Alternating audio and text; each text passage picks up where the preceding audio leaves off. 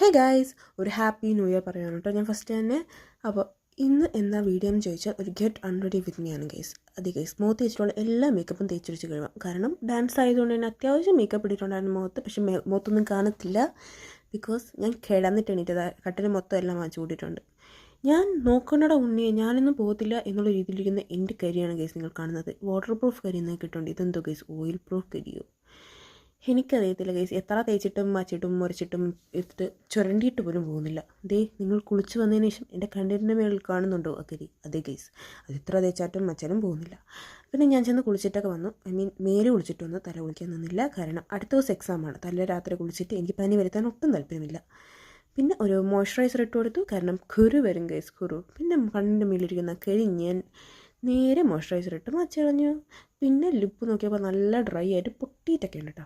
അതുകൊണ്ട് തന്നെ ഒരു ലിപ് ബാം ഇട്ടിട്ട് ഞാൻ ചെന്ന് കിടന്നങ്ങ് ഉറങ്ങി.